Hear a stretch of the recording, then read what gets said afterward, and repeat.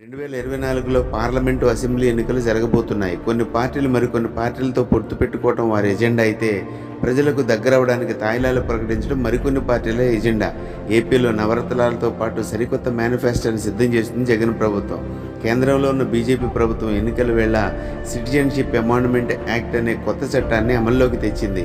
ఆఫ్ఘనిస్తాన్, పాకిస్తాన్, బంగ్లాదేశ్ల్లో మతపరమైన హింసకు గురైన హిందువులు, సిక్కులు, బౌద్ధులు, క్రైస్తవులు, జైన్లు భారత్లోకి ప్రవేశించి కనీసం 14 సంవత్సరాలు నిండితే వారికి భారత పౌరులుగా గుర్తింపునిస్తుంది ఈ చట్టం.